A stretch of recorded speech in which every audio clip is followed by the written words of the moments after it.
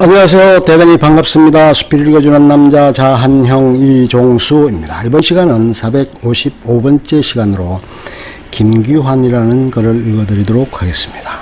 김규환, 대한민국의 기술자, 교육자, 정치인이다. 1956년 강원도 평창군에서 태어났다. 1977년 8월부터 2010년 9월까지 대우중공업 종합기계사업부분, 현 두산 인프라코어에 재직하였다. 학력은 초등학교 중퇴이지만 한국 폴리틱 대학 기계공작과의 2년 과정을 이수하였고 인제대학교 석좌교수로 역임하였다. 2016년 제20대 국회의원 선거에서 새누리당 비례대표 국회의원 6번으로 당선되었다. 가난하여 초등학교를 중퇴하고 대구 동구 방촌동의 냄비공장에서 일했다. 1975년경에는 어머니가 병환으로 쓰러졌다. 아버지는 어머니의 치료비를 벌기 위해 사북 탄광으로 갔고 그는 소년가정으로 여동생들을 보호하기로 약속했다.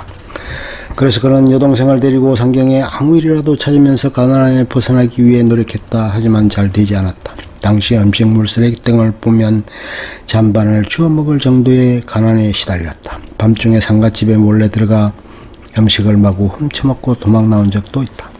1976년에는 중학교 교복을 입고 사진을 찍었다. 국민학교 중퇴였던 그런 중학교 교복이 입어보고 싶어 빨랫줄에 널려있던 집주인 아들의 교복을 몰래 가져다가 입고 찍었다.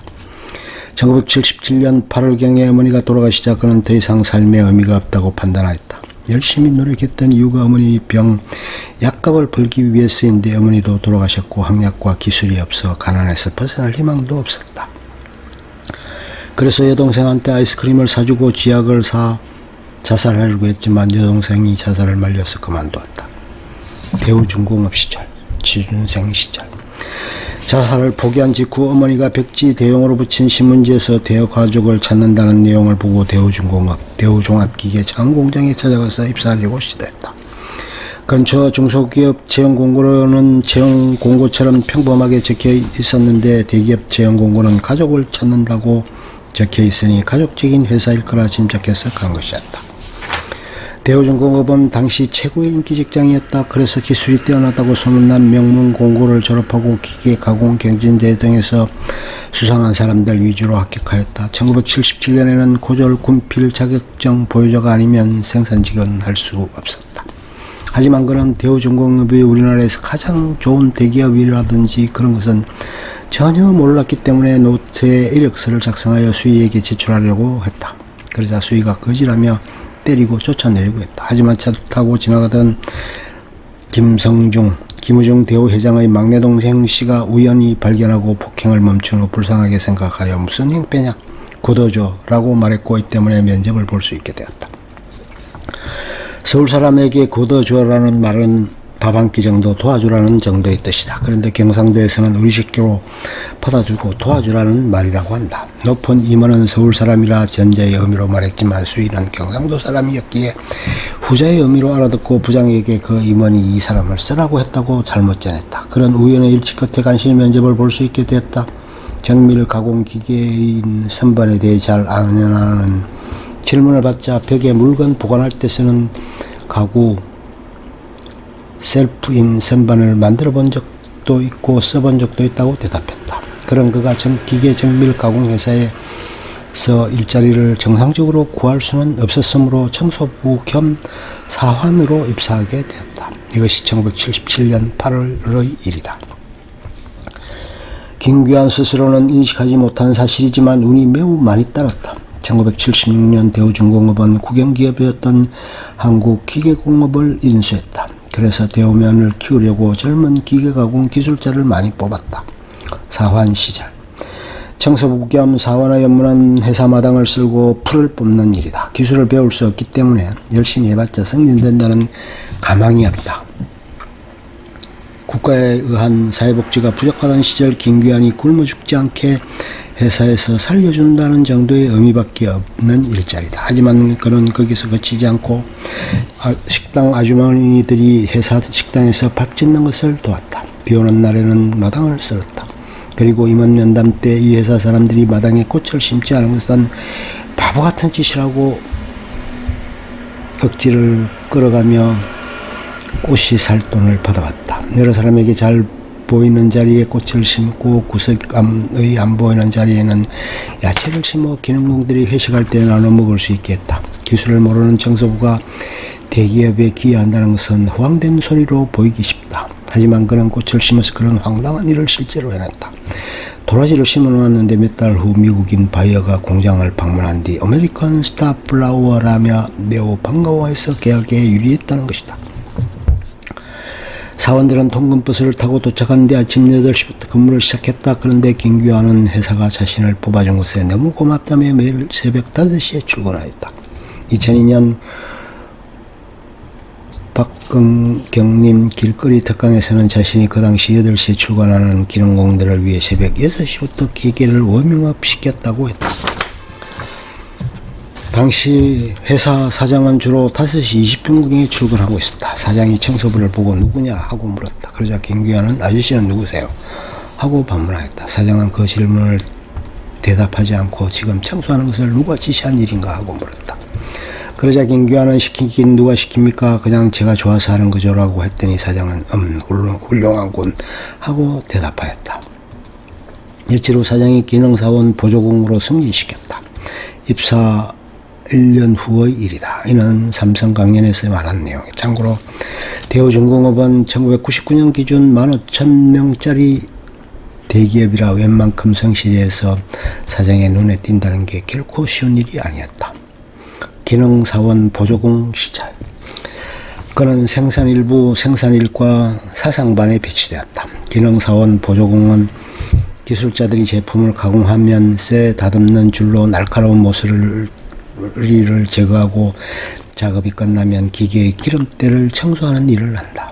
기능사원 보조공은 대개 공고나 전문대에서 2~3년간 기계 가공을 배운 다음에 생산직으로 처음 입사했을 때 주어지는 자리다. 그런데 초등학교 중퇴 기술도 없이 사장 지시로 들어온 자리이니 복잡한 일을 할 수가 없다. 그래서 선배 기능공들은 전날부터 기름때를 닦는 일부터 맡겼다. 다음날 그는 선배 기능공들에게 주먹으로 맞고 눈꺼풀이 찢어져서 병원에 가야 했다. 물을 데우고 간호비누를 풀어 비눗물로 걸레질을 해야 하는데 그러지 않고 대충 닦았다는 것이었다. 이런 폭행을 당하면 그 당시에는 제대로 가르쳐주지도 않은 뒤 사람을 때린다면서 화를 내거나 회사를 관두기 쉽고 요즘은 사측의 정식으로 문제 삼으라고 교육받은 부분이다. 하지만 그는 역시 선배가 가르쳐준 대로 하니까 일이 잘 된다면서 간편하고 새벽 3시까지 기계를 닦았다. 기계에 대해 모르는 사람이 정밀한 기계를 보면 되게 고장낼까봐 사고날까봐 겁먹어서 만지려고 들지 않는다. 하지만 그는 둘째 날 밤 기계를 돌려봐야 기술을 배우지 않겠냐며 몰래 기계를 켰다. 그런데 내부에서 비누 거품과 기름이 섞여서 나오자 또 얻을까봐 겁을 먹고 청소를 하려고 노력하였다. 먼저 호스를 구해서 입으로 기름을 빨아내려 했지만 잘 되지 않았다.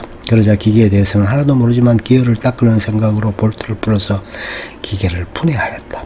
분해 청소에는 성공했지만 기계에 대해 모르니 조립을 할 수가 없었다. 도망갈까 편지를 써서 사죄할까 고민하다가 우연히 공부하면서 사용설명서를 발견해 조립에 성공하였다. 밤을 새고 새벽 6시 40분이 되었어야 조립에 성공하였다. 어쨌든 선배 기능공들은 중간 과정을 잘 모르니 잘 닦았다고 칭찬하였다. 대기의 기능사원 보조공은 청소를 할 때만 겉만 닦지 이런 식으로 기계를 분해해서 닦지는 못하기 때문이다. 그래서 선배 기능공들은 밥을 사줘가면서 계속 일을 시켰다. 그의 자평으로는 기능공 보조 및 기능공 초기 시절 4년간 2612개의 기계를 분해했다고 하며 이 때문에 설비과의 기계 소리공을 부르는 것보다 빠르게 고칠 수 있다는 소문이 나게 되었다. 처음에는 선배 기능공들이 이 새끼 저 새끼 하면서 부르고 욕을 하고 다칠 때까지 주먹으로 때렸지만 6개월 만에 김군으로 호칭이 바뀌었다. 이런 식으로 여러 기계를 분해해보고 기술을 익히면서 입사 1년 6개월 후에는 정식 기능공으로 사상공으로 승진하였다. 기능공 시절 기능공이 된 후에는 메인 스핀들 연삭 부서에 배치되었다. 1980년대 초 이 부품은 일본에서 전량 수입하고 있었기 때문에 국산화가 필요했고 회사에 큰 관심이 쏠려 있었다. 가공시 허용오차가 1000분의 1mm 수준인데 대우중공업 가공기술은 이 수준에 이르지 못했다. 새벽 분임조, 품질 분임조 활동을 하면서 김규환과 조원들은 메인스핀들 국산화에 성공했다. 입사 2년 6개월 후쯤 일본인 기술자가 컴퓨터를 고치러 오니까 준비하라는 지시를 듣고 컴퓨터를 뜯었다. 기존 선반 가공기계를 청소할 때처럼 컴퓨터를 분해한 뒤 뜨거운 비눗물을 적셔서 내부 부품들을 솔로 빡빡 닦은 뒤 맑은 물로 헹구어 컴퓨터는 합선으로 완전히 고장났지만 그에게는 다행으로 누가 고장냈는지 범인을 찾지 못했다. 그는 직업설명서를 보지 않은 채 지레짐작으로 닦은 것이 원인이라고 반성하고 이후부터는 직업설명서 내용을 숙지하였으며 25년간 1만여 권의 책을 읽었다. 1980년 전부터 기술 개발에 관한 메모를 일기처럼 남기기 시작했다. 이런 메모는 아이디어의 착안에 도움이 되었다. 나중에 자서전을 낼 때도 도움이 되었다. 입사 3년 6개월 후에 반장으로 승진하였다. 반장 시절.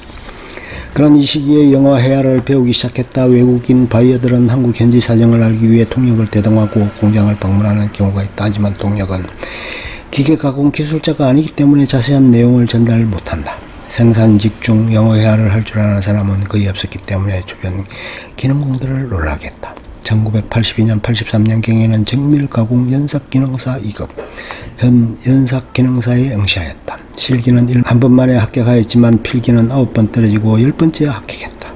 1988년에는 기계 가공 기능사 1급, 현 컴퓨터 응용 가공 산업기사 역시 필기를 5번 떨어지고 6번째야 합격했다. 운전면허 필기도 5번쯤 떨어지고 합격했다.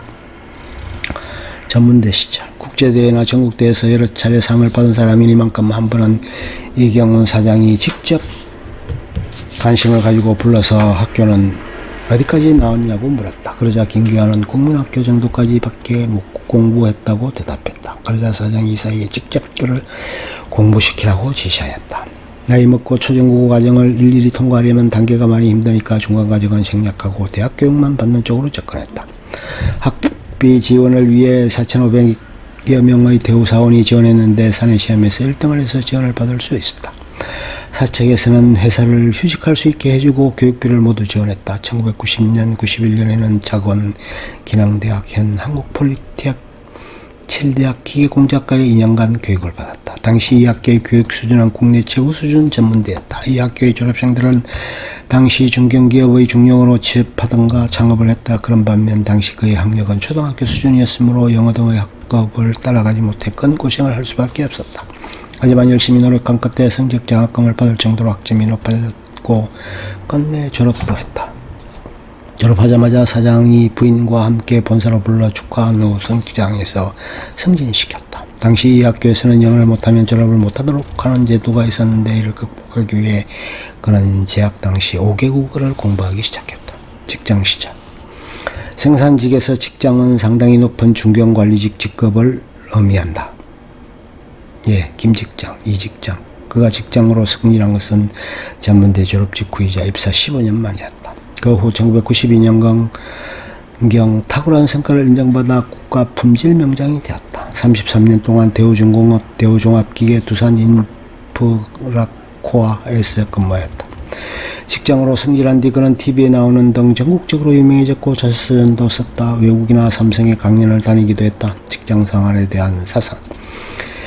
그가 자평하는 개인적 요인 중 가장 중요한 것은 나 스스로를 칭찬하는 것이다. 내가 1등이고 최고의 명품을 만들 것이며 나는 할 수 있다는 자신감을 갖는 것이다. 이런 태도를 가지고 그는 실패를 두려워하지 않고 계속 도전하려고 했다. 그 다음으로 매사에 고맙게 생각하는 것이다. 대개의 사람은 하찮은 일, 하기 싫은 일이 주어지면 짜증을 낸다. 하지만 김규환은 매우 고마워하며 일을 했다. 70년대 말 중공업 회사 생산직 사원들의 조직 문화는 매우 험했다. 친절한 교육 같은 것은 상상할 수 없었고 마음에 들지 않는 일을 해놓으면 바로 얼굴을 주먹으로 심하게 때렸다. 하지만 그는 병원에 가도록 선배에게 맞아도 맞은 것보다 선배가 가르쳐준 것 하나를 더 대단하게 생각하고 선배에게 감사하는 마음을 품었다. 끝. 좋아하면 좋아요, 구독, 알림 설정 눌러주세요. 감사합니다.